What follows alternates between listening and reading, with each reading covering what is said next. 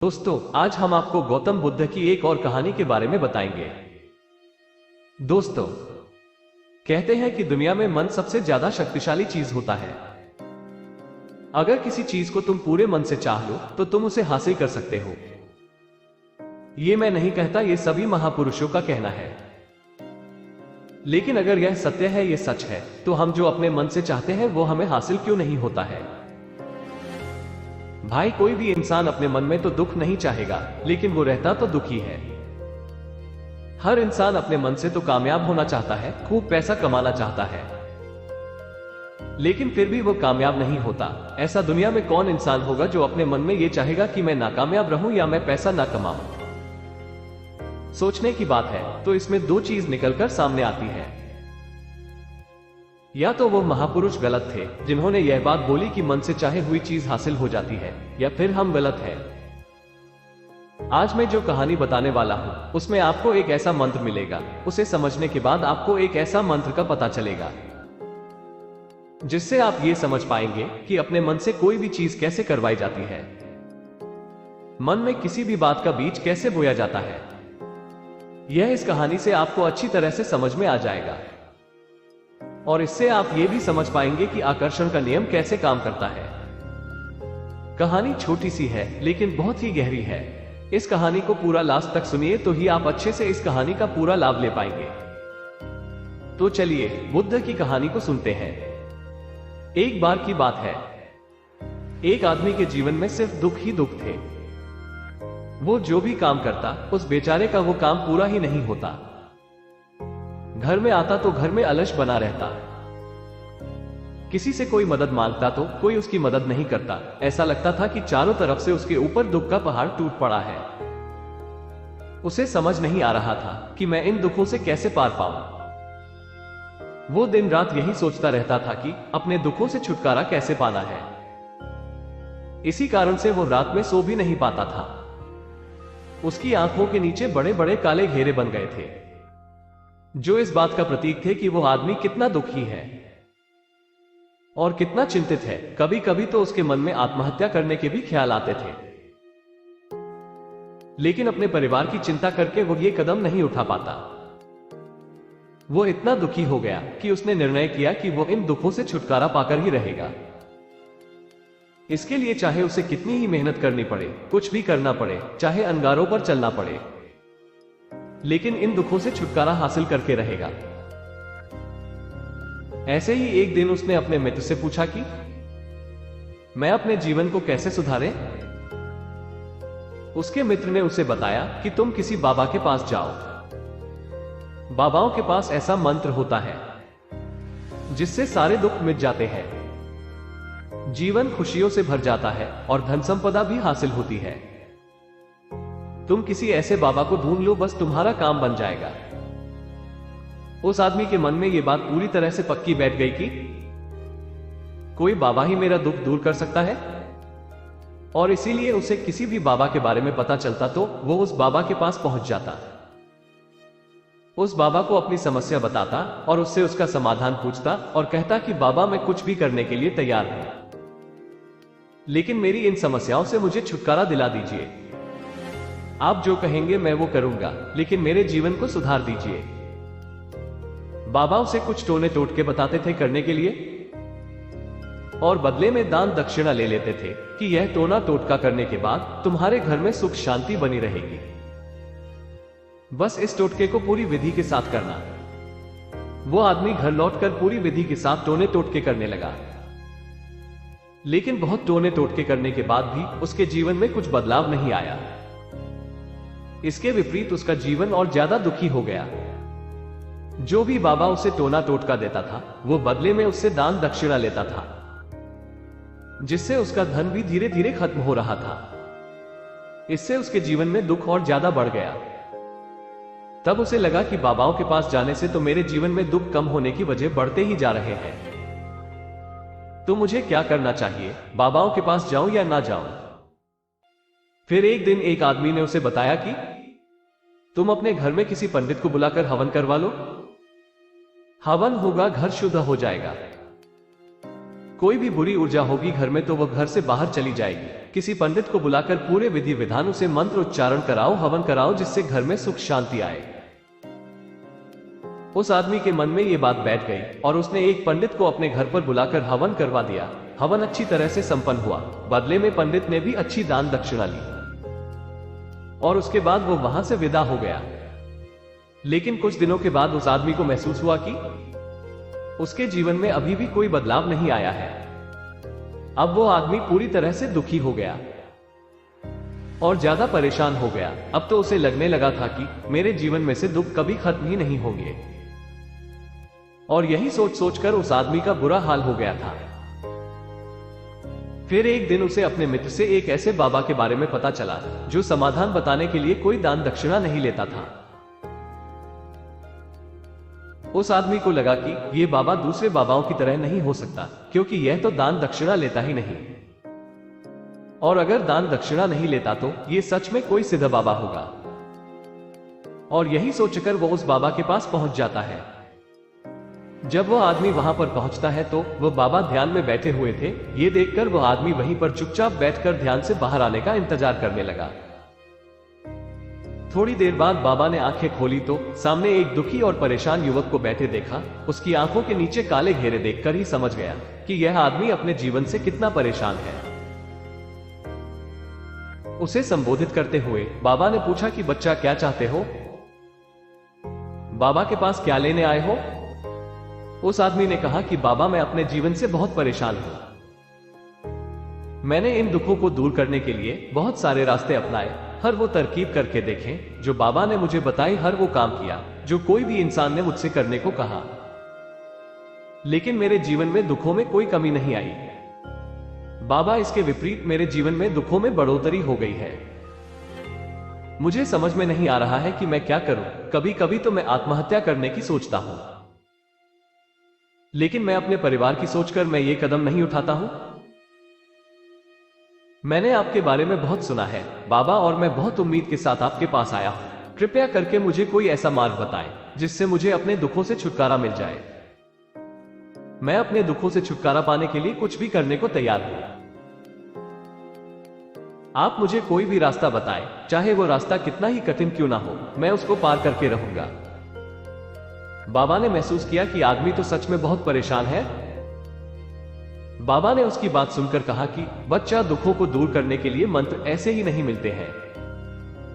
मंत्र पाने के लिए कुछ करना पड़ता है। तुम कुछ कर सकते हो। यह सुनकर पहले तो उस आदमी ने सोचा कि ये बाबा भी मुझसे दान दक्षिणा मांगेंगे, लेकिन और कोई रास्ता ना पाकर उस आदमी ने कहा, बाबा, आपको जितना भी दान दक्षिणा चाहिए मैं देने के लिए तैयार हूं, लेकिन आपका मंत्र सच्चा होना चाहिए, वो पूरा होना चाहिए, उसका फल मुझे मिलना चाहिए। उसके बाद मैं आपको जो भी दान दक्षिणा लेना चाहते हो मैं आपको दे दूंगा। बाबा ने कहा, दान दक्षिणा तो बहुत छोटी चीज है, मुझे वो नहीं चाहिए। इस पर वो आदमी सोच विचार करके बोला, तो बाबा, मैं अंगारों पर भी चलने के लिए तैयार हूं, आप मुझे बस आज्ञा दीजिए। बाबा ने कहा कि अंगारों पर चलने वाली छोटी चीज मैं तुमसे नहीं कराने वाला हूं। मैं जो तुमसे कराने वाला हूं वो बहुत कठिन मंत्र है, उसे पूरा कर पाओगे? उसने कहा, बाबा, आप मुझे बताइए तो मुझे करना क्या होगा, मैं कुछ भी करने के लिए तैयार हूं। इस पर बाबा ने उसे कहा कि यहां से जब तुम अपने घर जाओगे तो रास्ते में अपने मन में ये दोहराते जाना कि मैं सुखी हूं, मैं सुखी हूं। बार बार अपने मन में यही दोहराना, और याद रहे जुबान पर यह नहीं आना चाहिए, यह सिर्फ मन में दोहराना है। यह सुनकर वो आदमी बोला, बाबा, बस इतनी सी बात, ये तो मैं चुटकी बजाते कर लूंगा, लेकिन इससे होगा क्या? बाबा बोले कि इस मंत्र को करके तो देखो, वैसे भी तुमने इतने बाबाओं के मंत्र किए हैं, तो इस मंत्र को भी करके देख लो। उस आदमी ने सोचा कि बाबा कुछ दान दक्षिणा तो ले नहीं रहे हैं, और छोटा सा मंत्र है, इसे तो मैं कर ही लूंगा। वो बोला, ठीक है बाबा, मैं यह मंत्र जरूर करूंगा। और वो आदमी यह कहकर वहां से चलने लगा। लेकिन जैसे ही वो चलने लगा, पीछे से बाबा ने बोला कि बच्चा, एक बात याद रखना, जब तुम यह मंत्र अपने मन में दोहराना तो तुम्हारे मन में बंदर के विचार नहीं आने चाहिए, बंदर का ख्याल भी नहीं आना चाहिए। तो ही यह मंत्र सिद्ध होगा। आदमी बोला, मुझे तो आज तक बंदर का कोई विचार नहीं आया। तो अब क्यों आएगा, आप चिंता मत करिए बाबा, मैं बस मन में यही दोहराऊंगा कि मैं सुखी हूं, मैं सुखी हूं। इसके अलावा बंदर का कोई भी विचार मेरे मन में नहीं आएगा। ये कहकर वो आदमी वहां से चल देता है। वो अपने मन में मैं सुखी हूं, मैं सुखी हूं ये दोहराता हुआ थोड़ी दूर ही चला था कि उसके मन में अचानक बंदर का ख्याल आ गया। बंदर का ख्याल एक बार आया और चला भी गया। लेकिन उस आदमी ने सोचा, आज तक तो मुझे बंदर का कोई भी विचार नहीं आया, यह आज बंदर का विचार क्यों आ गया? और ऐसे करके उसने उस बंदर के विचार को पकड़ लिया और यह भूल गया कि मुझे क्या मंत्र दोहराना है। और वो बंदर के बारे में सोचने लगा। जब थोड़ी देर बाद फिर से उसे होश आया तो वो फिर से अपना वही मंत्र दोहराने लगा जो बाबा ने उसे बताया था, मैं सुखी हूं, मैं सुखी हूं। लेकिन अचानक से उसे एक बंदर दिखाई दिया और यह देखकर फिर से उसके मन में बंदर का विचार उठ गया और यह देखकर वो इस विचार को बाहर फेंकना चाहता था और वो चाहता था कि मेरे अंदर किसी तरह से बंदर का विचार ना आए। लेकिन उसे तो सामने बंदर ही दिखाई दिया। ऐसे ही जद्दोजहद करते करते घर पर पहुंचा और घर पर पहुंचने के बाद अपनी पत्नी को कहा कि हे बंदरिया, मुझे खाने में बंदर परोस दो। और जब उसे एहसास हुआ कि उसने क्या बोल दिया तो वो अपने बाल नोचने लगा और दीवारों में सर मारने लगा। आज तक मुझे बंदर का कोई भी विचार नहीं आया और आज मुझे ये क्या हो गया है कि मुझे हर जगह बंदर ही बंदर नजर आ रहे हैं। ये कैसी माया है? यही सोच सोचकर वो आदमी रात भर सो नहीं पाया, रात भर करवटें बदलते रहा और सुबह उठकर सीधे उसी बाबा के पास पहुंच गया और उसके चरणों में गिरकर कहा कि बाबा, पता नहीं क्या चमत्कार हो रहा है, आज तक मुझे बंदर का कोई विचार नहीं आया, लेकिन कल से जब से आपने मुझसे कहा कि बंदर का विचार नहीं आना चाहिए, तब से मुझे हर जगह बंदर ही बंदर नजर आ रहे हैं। उस आदमी ने कहा कि बाबा, मुझे तो आपके पीछे पेड़ पर बैठा बंदर केले खाते हुए दिखाई दे रहा है, ये हो क्या रहा है? बाबा ये सुनकर बाबा हंसने लगे। बच्चा, मन का जाल एक ऐसा जाल है जिसे समझ पाना इतना आसान नहीं है। बंदर तो तुम्हारे रास्ते में पहले भी आते थे। जब तुम मेरे पास आए थे तो इन्हीं पेड़ों पर यह बंदर घूम रहे थे, लेकिन तब तुम्हारे ध्यान में यह बंदर नहीं था, तब तुम्हारे ध्यान में सिर्फ दुख थे। इसके बाद बाबा ने उसे बताया कि बच्चा, हम जिस चीज से भी दूर भागना चाहते हैं वही चीज हमारे मन में बहुत गहरे में प्रविष्ट हो जाती है और हमारे अंतर्मन में समा जाती है। असल में हम जिस चीज से छुटकारा पाना चाहते हैं उससे छुटकारा इसीलिए पाना चाहते हैं कि वो हमारे साथ बहुत गहरे से जुड़ी हुई है और हम जितना ही उससे छुटकारा पाना चाहते हैं वो उतनी ही गहरी हमारे मन में बैठती चली जाती है और आखिरकार हमारे अंतर्मन में छा जाती है। ऊपर से तो हम चाहते हैं सुखी होना कि मैं सुखी हूं, सुखी हूं। हमारे होंठ भी यही बोलते रहते हैं, लेकिन हमारे मन में दुख समाये होते हैं। हमारे विचारों में हमारे मन में दुख ही दुख दिखाई देते हैं। इसीलिए अपनी जुबान से बार बार यह बोलने से कि मैं सुखी हूं, मैं सुखी हूं, हम सुखी नहीं होंगे जब तक यह मंत्र हमारे अंतर्मन में प्रविष्ट नहीं होगा। इस पर उस आदमी ने पूछा कि बाबा, लेकिन यह मंत्र हमारे अंतर्मन में प्रविष्ट कैसे होगा?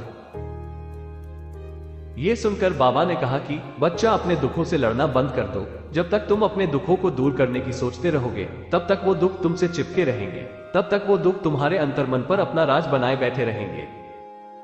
और जिस दिन तुम उन दुखों के बारे में सोचना ही छोड़ दोगे, उन दुखों से छुटकारा ही नहीं पाना चाहोगे, उसी दिन से तुम्हारे जिंदगी से दुख गायब हो जाएंगे। क्योंकि किसी भी चीज से छुटकारा पाने के लिए हमें उस चीज के बारे में सोचना पड़ता है और हम जितना ही उस चीज के बारे में सोचते हैं वो उतनी ही गहरी हमारे मन में प्रविष्ट होती चली जाती है। हम अधिकतर समय दुखों के बारे में ही सोचते हैं।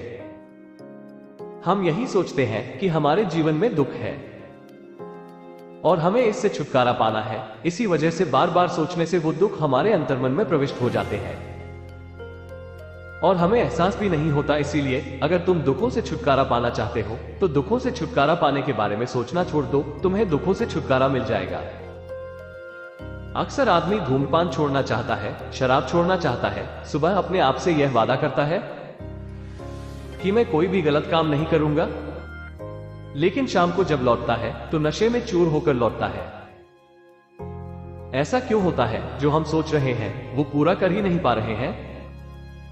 असल में हम उस चीज को बहुत ज्यादा तवज्जो दे रहे हैं, उस चीज को बहुत ज्यादा अहमियत दे रहे हैं। जब भी हम उस चीज को छोड़ने के बारे में सोचते हैं तो हम उसकी इंपॉर्टेंस और ज्यादा बढ़ा देते हैं।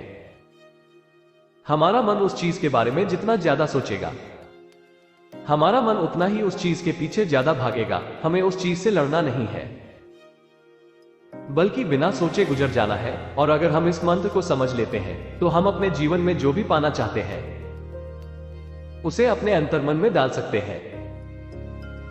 और एक बार वो लक्ष्य हमारे मन में बैठ जाता है तो फिर सफलता पाने में कोई समस्या नहीं आती, कोई दिक्कत नहीं आती। तो दोस्तों, ये कहानी आपको कैसी लगी? कृपया ये हमें नीचे कमेंट बॉक्स में कमेंट करके जरूर बताएं। साथ ही इस कहानी को अपने दोस्तों के साथ जरूर शेयर कीजिए।